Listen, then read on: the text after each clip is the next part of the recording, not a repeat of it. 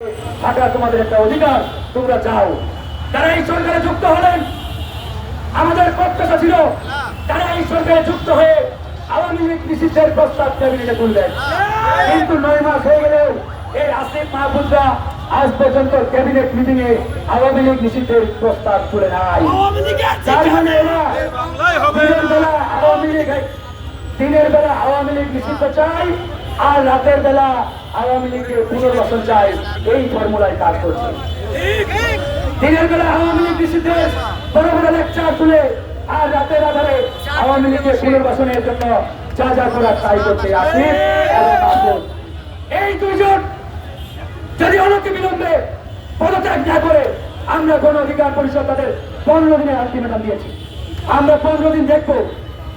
এরপরে বাংলাদেশের অন্যান্য রাজনৈতিক দল, ছাত্র জনতা সকলকে নিয়ে আমরা তাদের মন্ত্রণালয় ঘেরাও করে তাদেরকে পদত্যাগ করতেও বাধ্য করবো। নৈতিকভাবে এই উপদেষ্টার চেয়ারে থাকার আর কোন যোগ্যতা রাখে না, বন্ধুতা রাখে না এবং নৈতিক অধিকার রাখে না। তাই আসিফ মাহমুদকে পদত্যাগ করতেই হবে।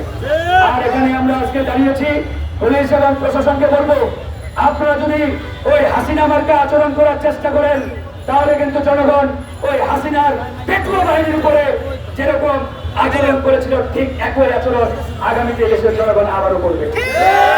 আপনারা জনগণের পুলিশ, জনগণের প্রশাসন, জনগণের হয়ে থাকেন।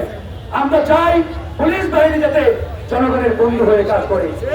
এই পুলিশ বাহিনী বিগত 17 বছরে হাসিনার পেটুয়া বাহিনীর রূপে যেভাবে ব্যবহৃত হয়েছে, আগামীতে এই পুলিশ প্রশাসন যাতে আর কোন সরকারের পেটুয়া বাহিনীর ভূমিকা লিপ্ত না হয়, এটা আমাদের প্রত্যাশা থাকবে।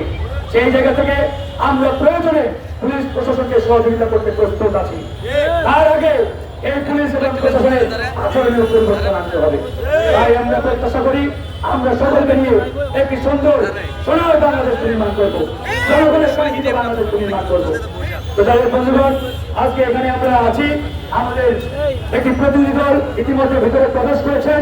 তারা স্বরাষ্ট্র উপদেষ্টাকে স্মারকলিপি দিয়ে তার সাথে কথা বলবেন, এরপরে বের হয়ে আবারও আমরা আপনাদের সাথে কথা বলবো। আমরা ভালো থাকবেন। আমরা আমাদের এই